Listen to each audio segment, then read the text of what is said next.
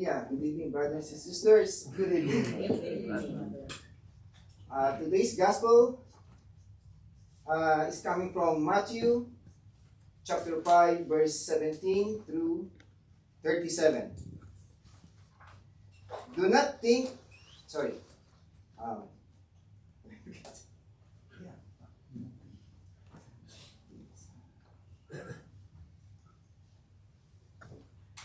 Okay. May the Lord be in my mind, on my lips, and in my heart. Do not think that I have come to abolish the law or the prophets. I have come not to abolish, but to fulfill. For truly I tell you, until heaven and earth pass away, not one letter, not one stroke of a letter will pass from the law until all is accomplished. Therefore, whoever breaks one of the least of these commandments and teaches others to do the same will be called least in the kingdom of heaven. But whoever does them and teaches them will be called great in the kingdom of heaven. For I tell you, unless your righteousness exceeds that of the scribes and Pharisees, you will never enter the kingdom of heaven. You have heard that it was said to those of ancient times, you shall not murder, and whoever murders shall be liable to judgment. But I say to you, that if you are angry with a brother or sister, you will be liable to judgment. And if you insult a brother or sister, you will be liable to the council. And if you say, you fool, you will be liable to the hell of fire. So when you are offering your gift at the altar, if you remember that your brother or sister has something against you, leave your gift there before the altar and go. First, be reconciled to your brother or sister, and then come and offer your gift. Come to terms quickly with your accuser while you are on the way to court with him. Or your accuser may hand you over to the judge, and the judge to the guard, and you will be thrown into prison. Truly I tell you, you will never get out until you have paid the last penny. You have heard that it was said, you shall not commit adultery.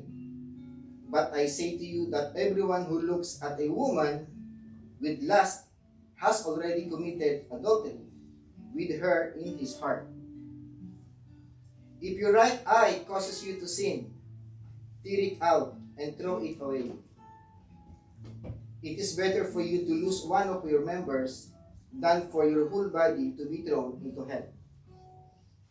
And if your right hand causes you to sin, cut it off and throw it away. It is better for you to lose one of your members than for your whole body to go into hell. It was also said, whoever divorces his wife, let him give her a certificate of divorce. But I say to you that anyone who divorces his wife, except on the ground of unchastity, causes her to commit adultery. And whoever marries a divorced woman commits adultery. Again, you have heard that it was said to those of ancient times, you shall not swear falsely, but carry out the vows you have made to the Lord. But I say to you, do not swear at all, either by heaven, for it is the throne of God, or by the earth, for it is his footstool, or by Jerusalem, for it is the city of the great king.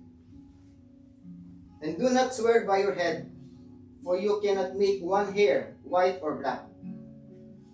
Let your word be yes, yes or no, or no. Anything more than this comes from the evil one. Brothers and sisters, the gospel of our Lord Jesus Christ. God be the glory. God be the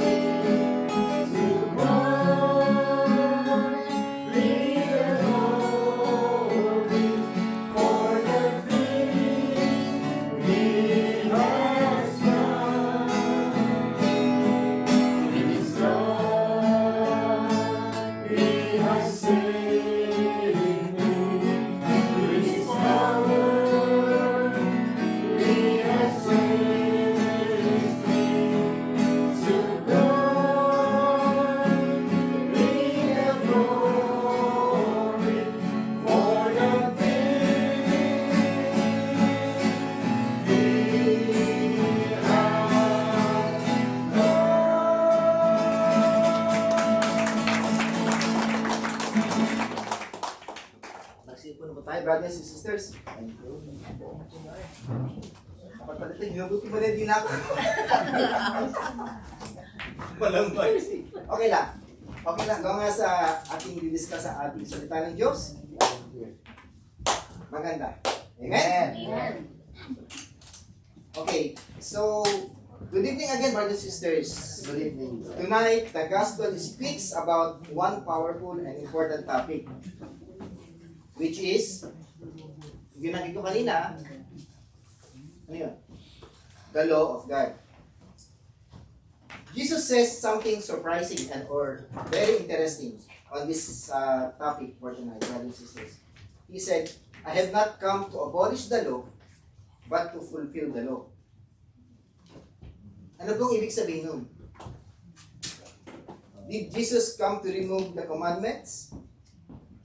Or did Jesus come to change what Moses taught? Sagot ko ay, no. He came to reveal the true meaning of the law. If, brothers and sisters, if we summarize everything Jesus, the gospel, Jesus teaches tonight in the gospel, it comes down to one great principle. And that one great principle is this. In all things, seek the will of God and dedicate your whole life to obeying Him.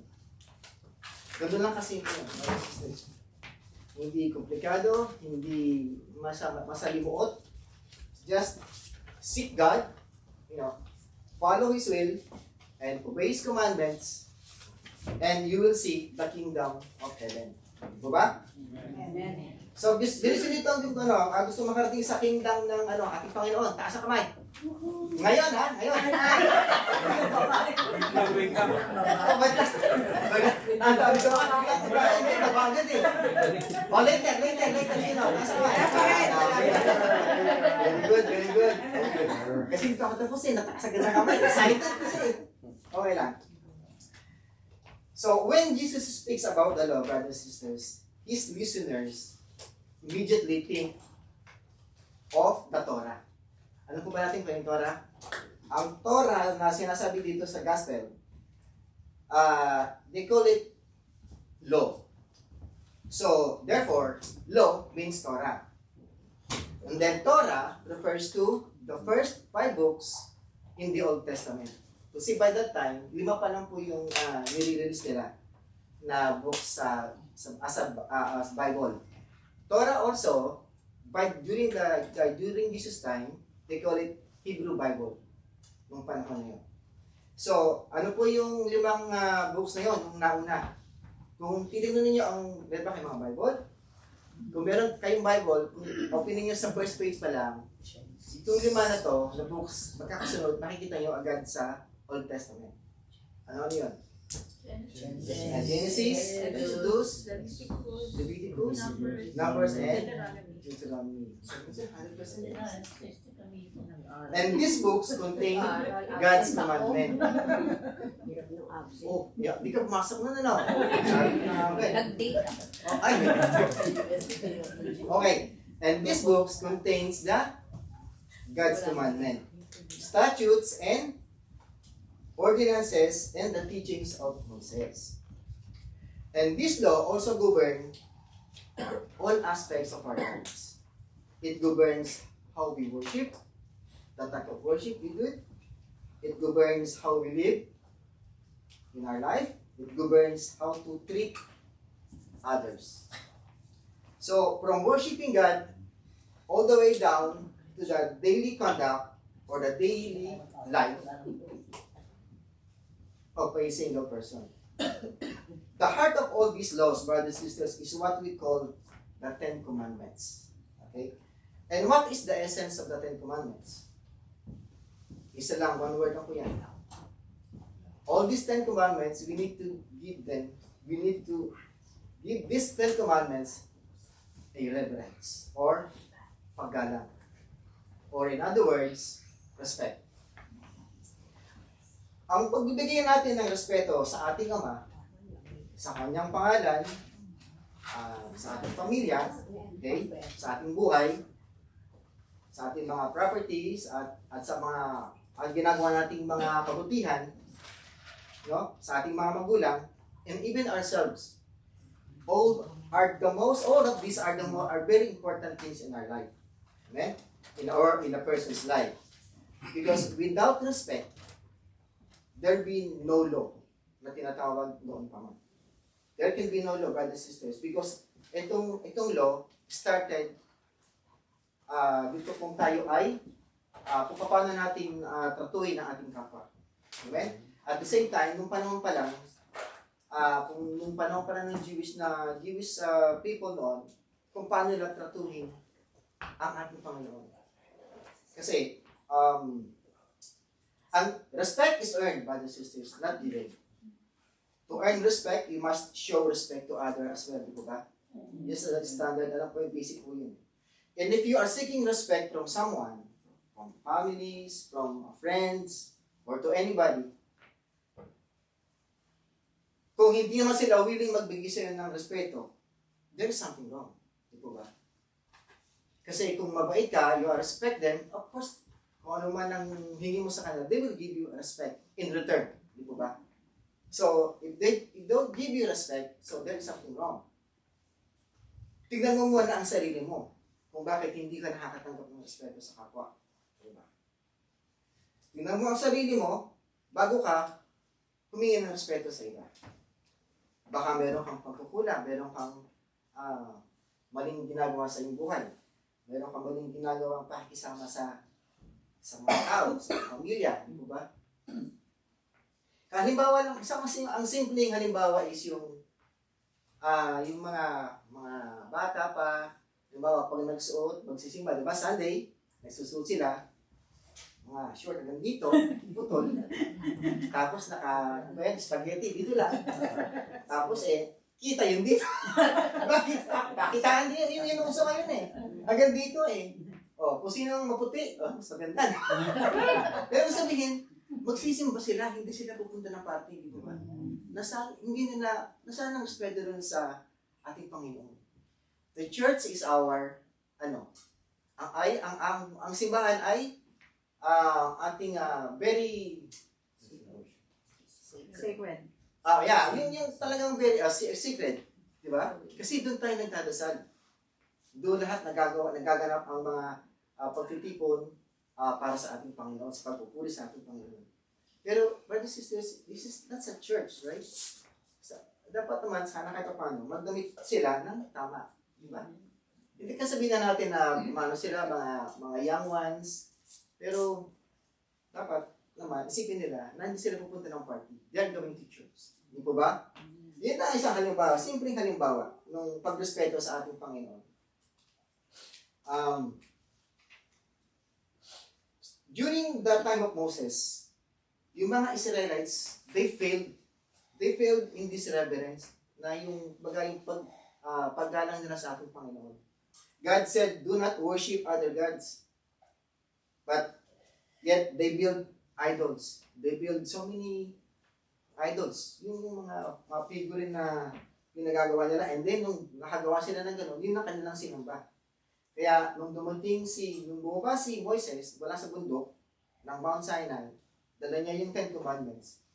Nakita niya yung mga tao sumasamba sa ibang Diyos. Yung kanilang ginawang Diyos. Kaya ang ginawa niya, tinapon niya yung 10 utos ng Diyos sa galit niya. At sa galit din ng ating Panginoon. Kaya nangyari yung hindi dapat mangyari. Tigas ang ulo ng mga Israelites noon. They obeyed externally, but in their hearts were from God. Malayo ang kanilang puso sa ating Panginoon. Jesus came to show in real life what true reverence looks like. Ang paggalang at pagrespeto na siyang batayan ng 10 utos ng Diyos, brothers and sisters, ay hindi kailanman mawawala ito. Nakadikit na yan sa buhay ng tao. Ito ay bahagi na ng relasyon ng tao sa Diyos. Kung ikaw ay naniniwala na may Diyos. Diba? Okay. So, Jesus fulfills the law in 3 powerful ways during that time. Una, He completes the law. It means that Jesus brings the law to its true goal. Kasi nung panahon na yon, hindi pa po wala pang napapatunay na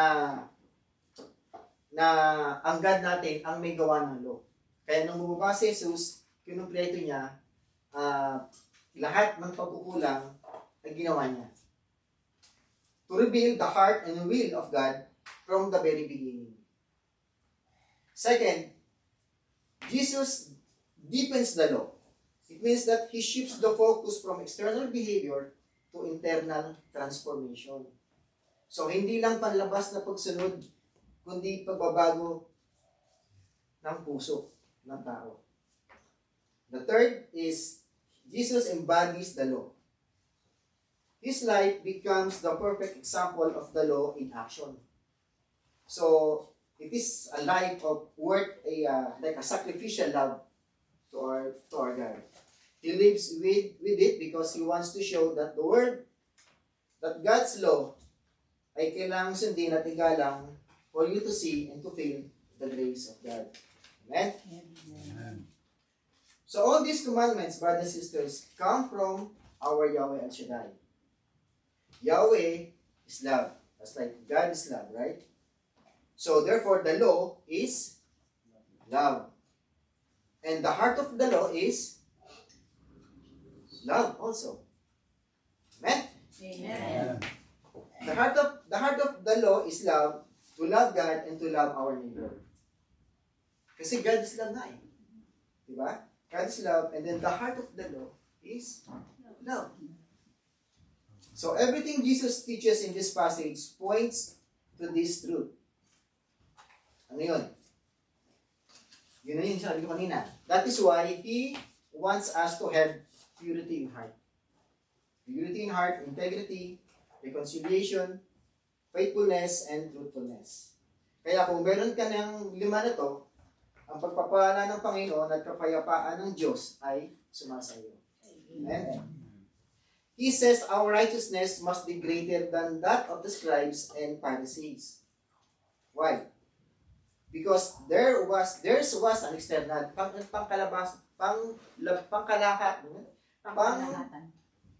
ibig sabihin, external is yung panlabas. Yeah, panlabas lang yung kanilang pinapakita yung mga Pharisees during that time at ng mga scribes. But Jesus wants obedience that comes from the heart. Gusto niya yung deep talaga ng pagbabago na nanggagaling sa puso. Kung ano man ang ating plan sa buhay, kung gusto nating tumulong, o gusto nating maglingkod sa ating Panginoon, dapat nanggagaling sa ating puso. Marami kasi na naglilingkod, hindi naman nagagaling sa puso. Diba? Kung papakita ng gilas lang sila, externally, pupunta sila, umaten sila, pero ang isip nila, wala sa Word of God. Ang isip nila, nasa loto. Diba? So, ganun. Kaya, pero ang mga tagyar Shaddai, pag umatin sa gawain, naniniwala ko na lahat tayo ay, ang ating puso ay malinis at nasa Diyos. Amen? Nakikinig tayo lahat. Lalo na pag ang preacher ay bago pa lang. Kasi, siyempre, alam mo na, konting pagkakamali, yari na. Hindi. Basta, tayo nakikinig sa salita ng Diyos. Amen? Amen. That's good. So, as we often think, brothers and sisters, as long as kasi dati kasi tayo, as long as I don't physically hurt anyone, I am a good person, di ba? Yun ang ating yun ang ating nasa isip palagi. Kapag tayo ay maganda ating ginagawa sa kapwa, nakakatulong tayo, we feel good, right? We feel blessed sa ating sarili. But Jesus says, anyone who is angry with his brother will be liable to judgment. Yung binabagay dito na brother, hindi lang yung brother sa pamilya, kundi brother sa, katulad sa atin, sa gawain na to, na El Shaddai, lahat tayong magkakapatid. Brothers and sisters. Yun po ang ibig sabihin dito ng ating ng gospel. Kumbaga, pangkalahatan. Universal. Hindi na sa pamilya, kundi sa mga kaibigan, sa ating kapatid, sa ating gawain. Sa Shaddai. So, sin does not begin in the hands. It begins in the heart. So, anger, resentment, bitterness, these are all small sparks that can become a destructive fire. So, uncontrolled anger is like a fire. No matter how small it begins, it can consume relationships, character, and even faith with others. Tama po ba?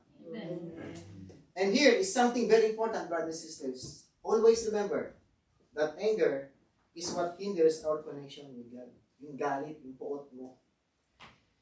Minsan naman hindi rin natin makontrol, di ba?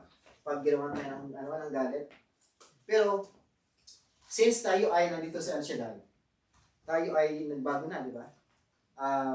Ang ating faith is naniniwala tayo na gagabayan tayo ng Panginoon, Yahweh El Shaddai.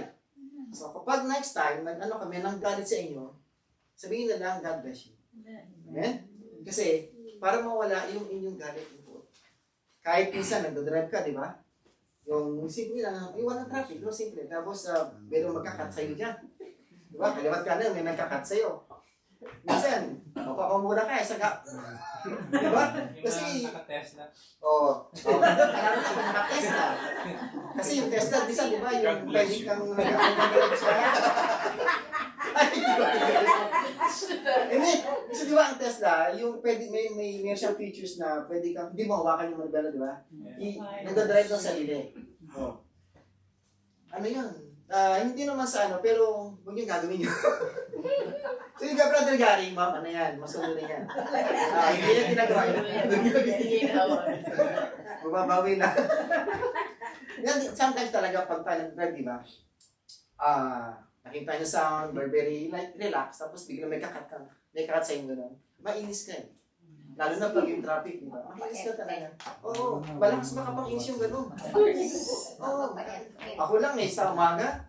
Umaga yun gising ako na kasi umalis ako ng bahay mga 4:45. Trabaho LA eh.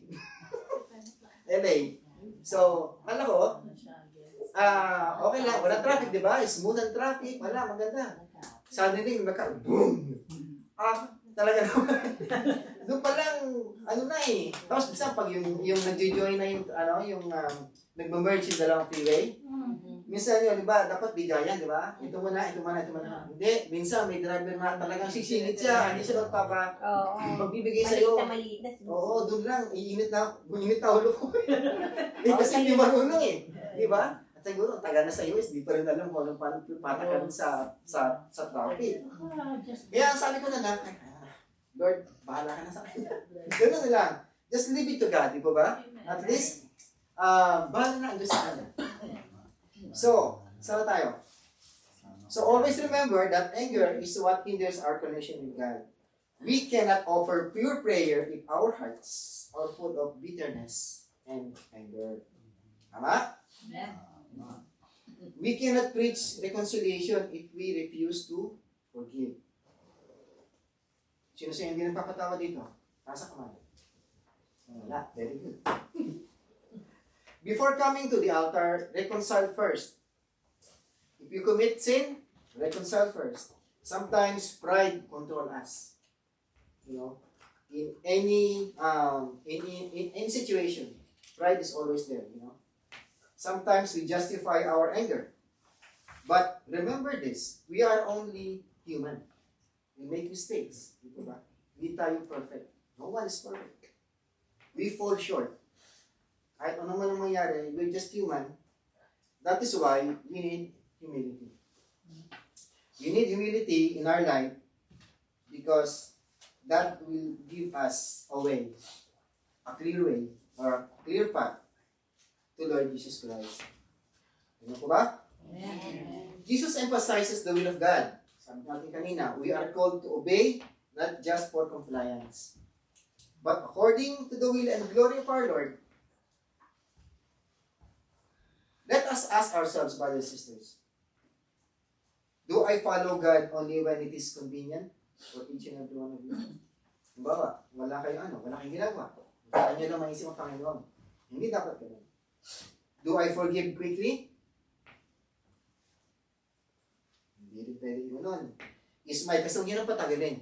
Kung meron kayong sama ng loob, sa isang sasawa man, kapatid man, o sino man, kung meron kayong chance, bago matapos ang araw na yun, kausapin niyo na siya. Para bago matapos, bago kayo matulog, you are clear ang inyong puso. Amen? The next day is, wala na kayong isipin. Kahit sa gabi pagtulog pa lang, wala na kayong isipin kasi kinuusap niyo na siya. Nagkaliwanag na kayo. Okay? Wala na yung galit mo, malis na yun. Is my heart pure even when no one is watching? Meron kasi iba, kapakitang na siya yung malis sa puso niya, pag maraming tao. Di ba? Pag wala ng tao, galit na, galit na. Di ba? Kung ano mga sinasabi. Huwag po tayong gano'n. Iwasan natin yung gano'n kasi dun galit na ating Panginoon Jesus. And lastly, do I live with integrity?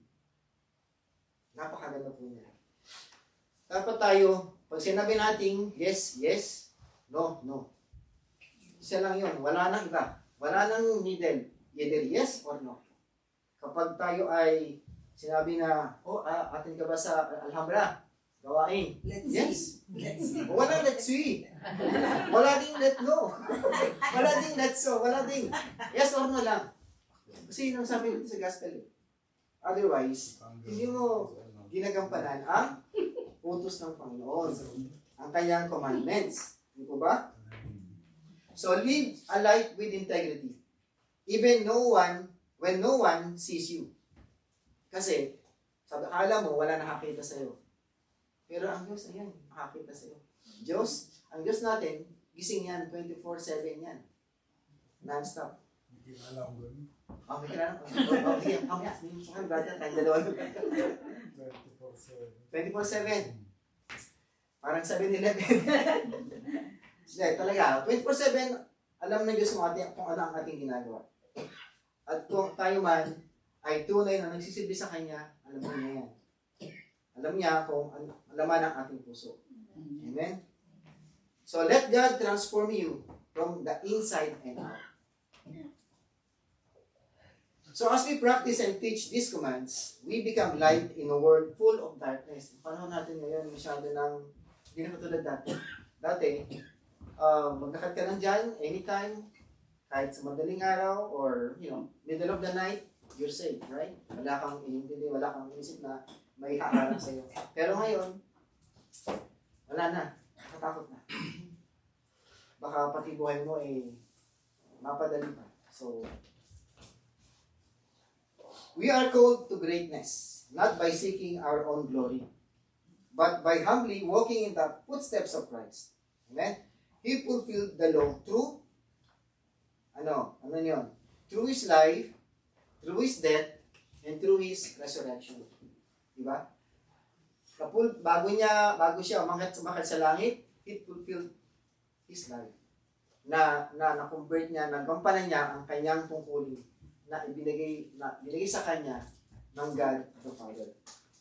And now, He invites us to follow Him with all our hearts, our soul, and our mind.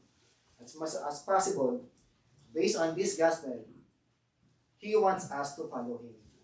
At least, sana, try our best not to follow Him, to follow all His commandments. Amen? So, finally, brothers and sisters, fast track to. Brothers and sisters, the law is not a burden. Tandaan po natin yan. The law of God is what? It is a path to love. God is our strength and our shield. To Him alone, we yield our spirit. And He alone is our heart's desire. Ang ating puso. Yun lang hinahandin ng ating puso, ang ating Panginoon. Di po ba? Lalo na tayo kung nagsisilbi sa Panginoon. So let us worship Him, brothers and sisters. Not only with our lips, but with transformed hearts. Yun lamang po. To God be the glory. God bless. And amen. Amen. reflection song?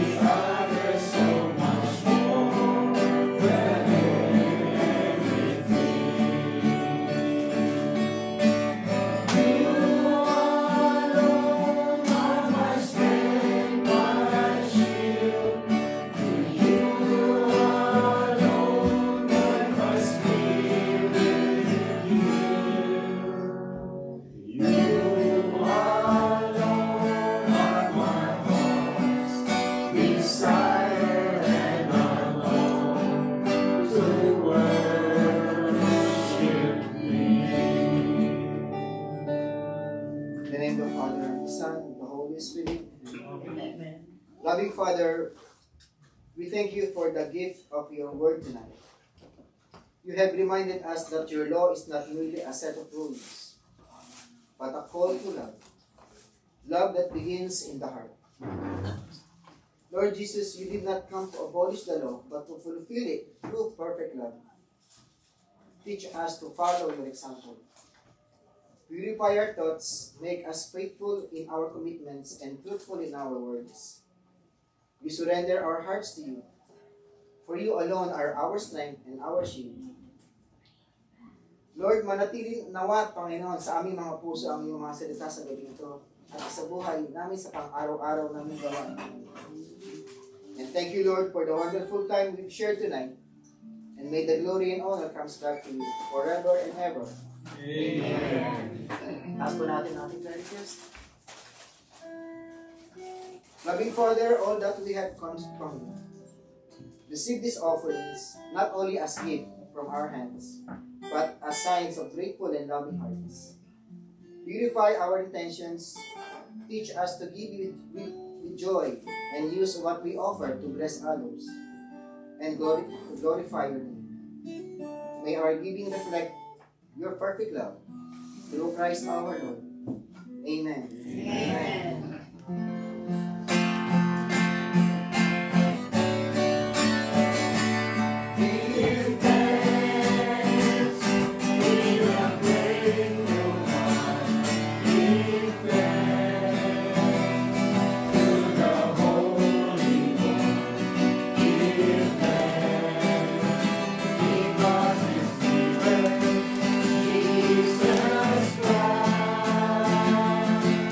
Beside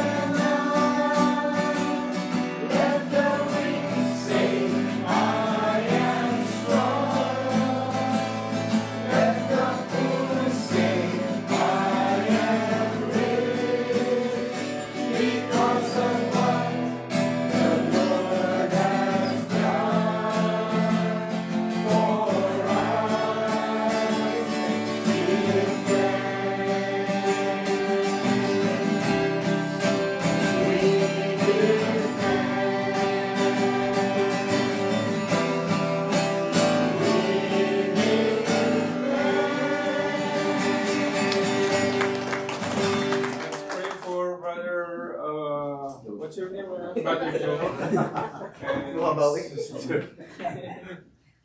Lord Yahweh Shaddai, we thank you, Lord, for your loving message for us, Panginoon, through our Brother Joel. Lord, aming Panginoon, we ask and we pray for all the blessings pour upon the whole family, Brother Joel, Sister Amy, Panginoon, children, grandchildren, everybody, Panginoon, na mahal sa buhay, pagkaloob mo po ang biyaya at pagpapala, balutin sila ng iyong Panginoong protection, ilayo sa sakit at kapamakan, iyayaan ng kagalingan, kalakasan, kaluwalhatian, kayamanan, pagkaloob sa pangalan ni Jesus, by the power of the Holy Spirit, in His mighty name, Amen. Amen.